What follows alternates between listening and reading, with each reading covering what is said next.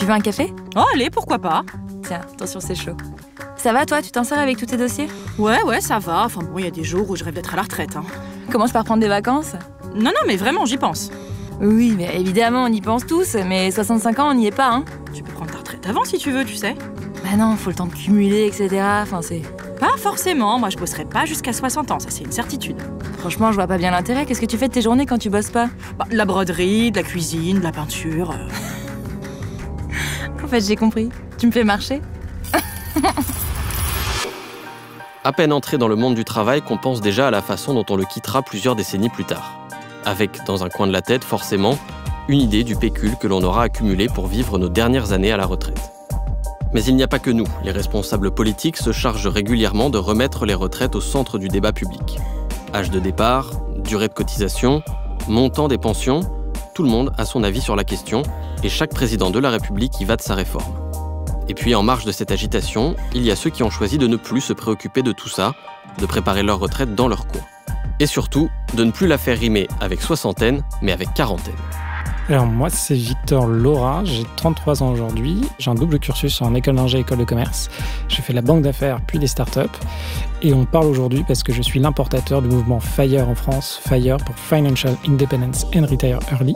Donc l'indépendance financière et la retraite précoce. Moi, ce qui m'a séduit, c'était justement réussir à me séparer de quelque chose qui me coûtait beaucoup. C'est-à-dire que j'aimais beaucoup travailler, j'aime toujours beaucoup travailler, mais je me disais, ok, c'est un poids, il y a beaucoup de compétition, il faut vraiment se donner pour bien gagner sa vie. Je me suis dit, ok, ça va être trop dur en fait sur le long terme.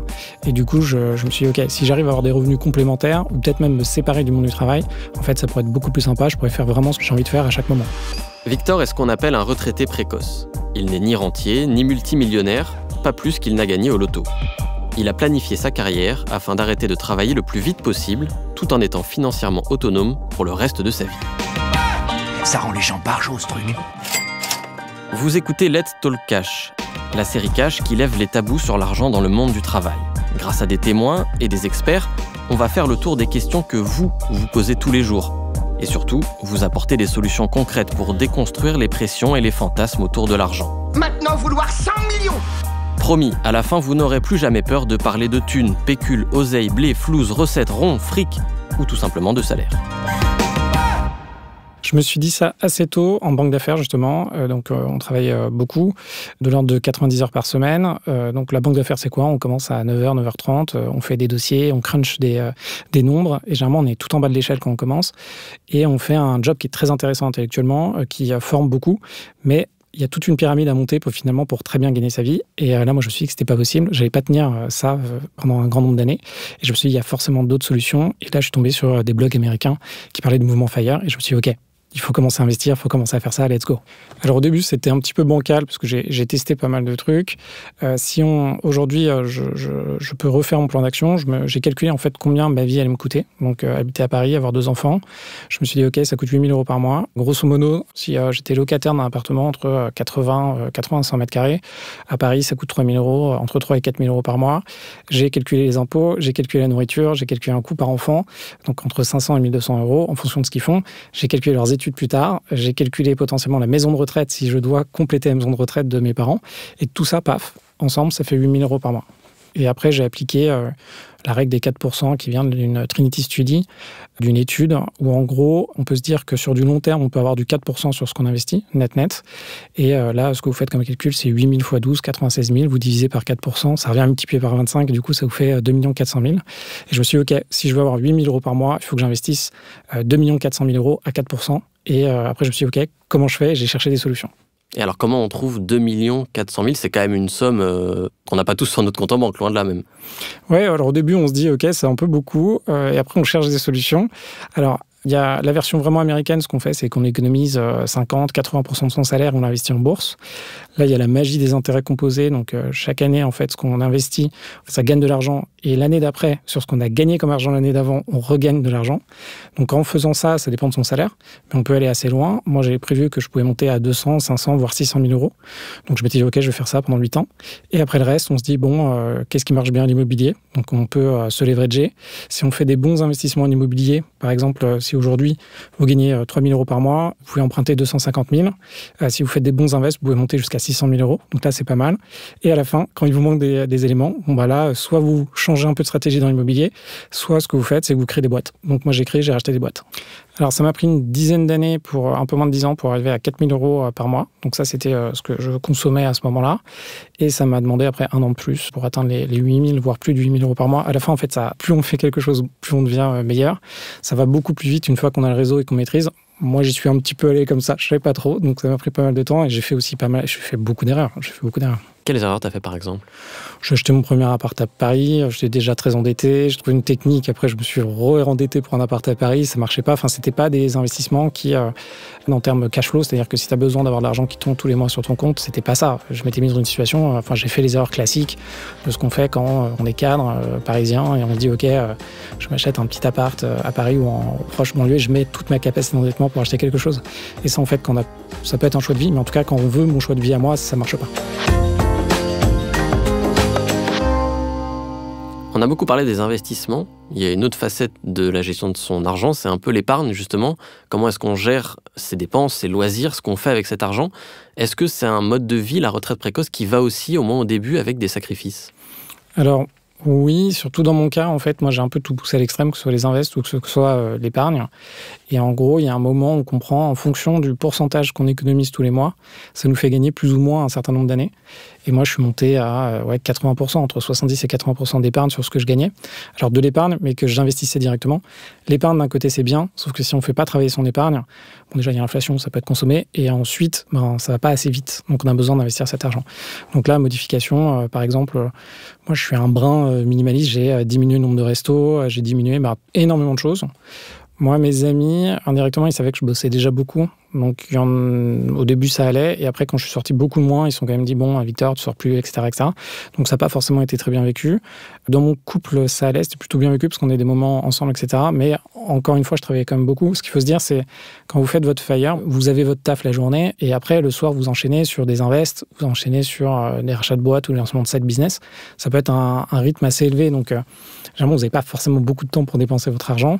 Ça, c'est plutôt bien si vous l'épargnez. Mais c'est un choix de vie. Est-ce que ça nécessite d'être en permanence derrière ses comptes pour vérifier que ces investissements rapportent ce qu'on a, etc. Est-ce que c'est quelque part un métier de gérer sur le temps long cet argent?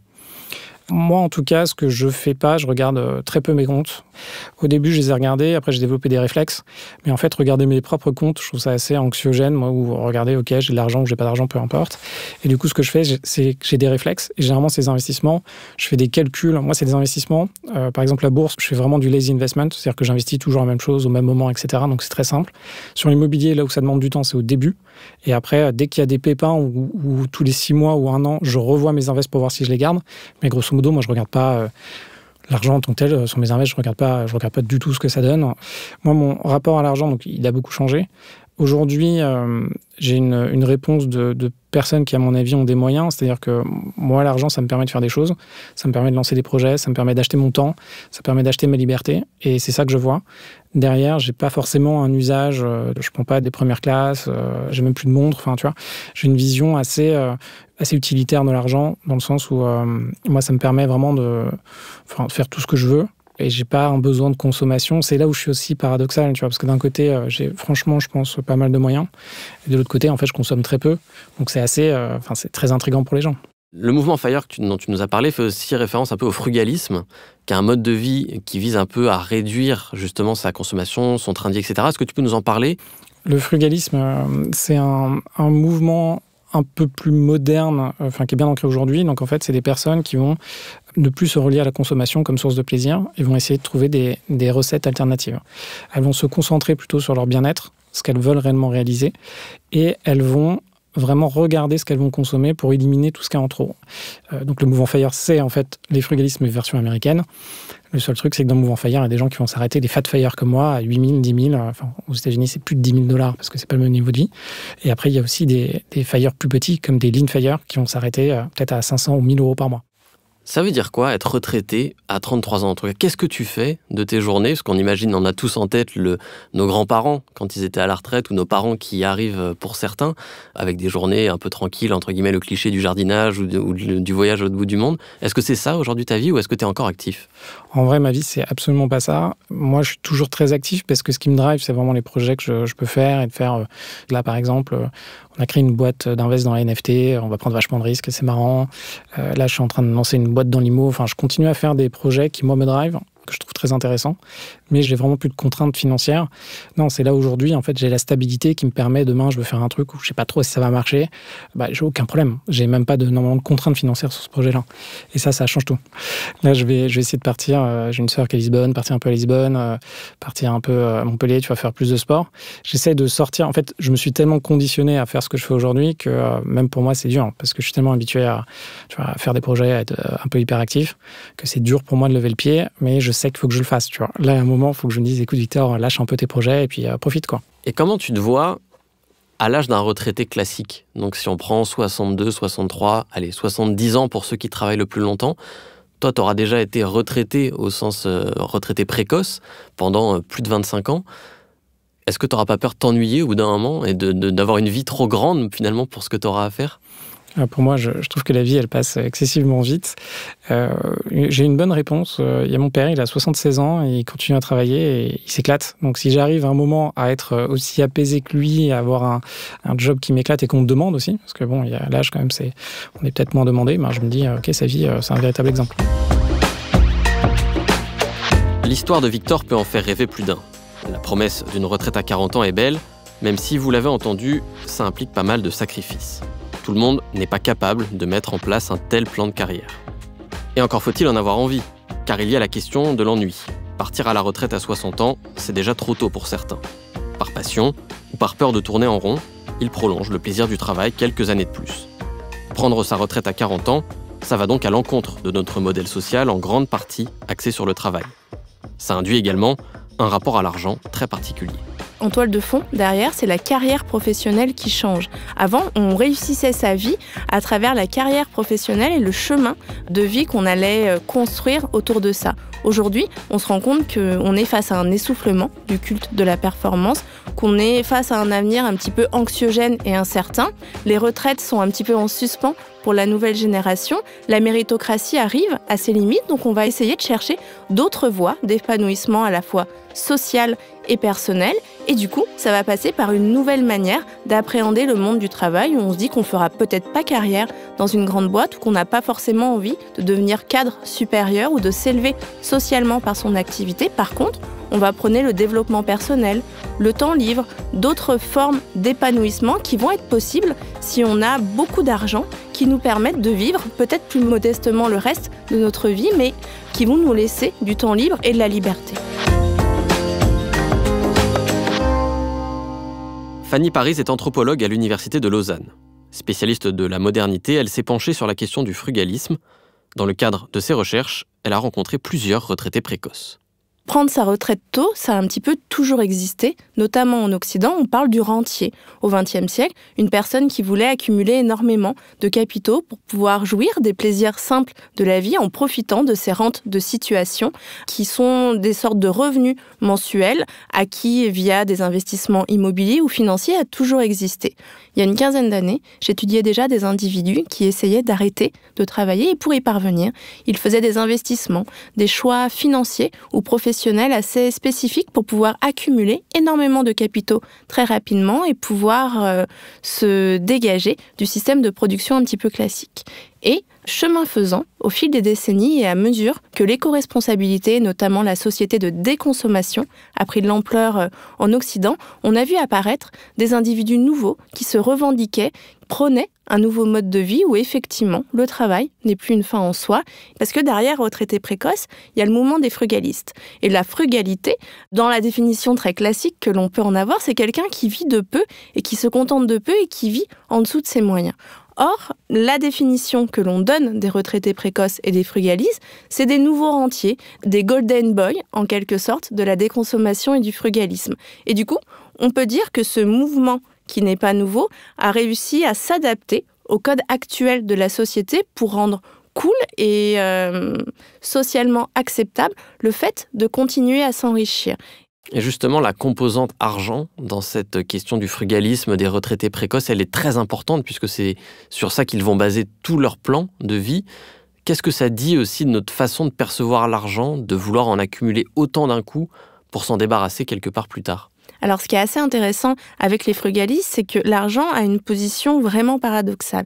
Ça ne devient plus une fin en soi, donc on ne veut pas forcément acquérir de l'argent pour pouvoir être quelqu'un ou avoir une certaine idée de la réussite sociale. Par contre, l'argent devient un moyen d'atteindre un certain idéal de vie et d'avoir du temps qui coûte de l'argent, paradoxalement, pour atteindre cette liberté. Donc si l'accumulation d'argent n'est plus une fin en soi, autant l'acquérir et l'accumuler très très très vite pour avoir ce capital argent qui est nécessaire dans nos sociétés et ensuite pouvoir en jouir comme on le souhaite.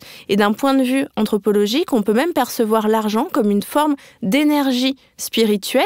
Lorsque l'on est frugaliste, on ne va pas forcément le mettre en avant, on va même peut-être parfois vivre chichement ou en dessous de ses revenus parce que cette énergie va nous permettre de diffuser un certain nombre de valeurs, un idéal de vie et même de prêcher la bonne parole de la frugalité auprès du reste de la population.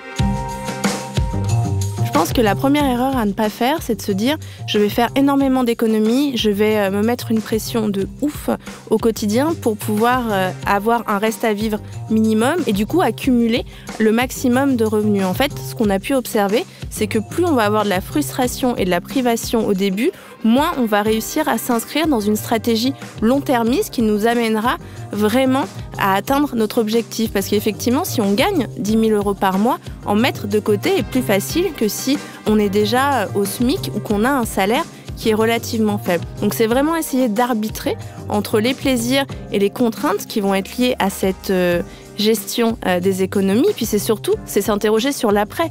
Une fois que l'on arrive à être frugaliste et à être un retraité précoce, qu'est-ce que l'on fait ? Comment on organise notre temps libre ? Est-ce que l'on est vraiment heureux ou à l'inverse ? Est-ce qu'on n'a pas mis en place une nouvelle manière de travailler et qui nous amène déjà ou peut-être plus tard dans les mêmes écueils que l'on a fait du monde du travail d'hier ? Et dans ceux qui sont vraiment à la retraite, une grande majorité n'a pas arrêté pour autant de travailler. Elle va mettre en place d'autres activités professionnelles, souvent faire du conseil ou du coaching ou s'inscrire dans des communautés d'idées ou de manières de vivre qui supportent le frugalisme. Donc au final, une activité en chasse une autre.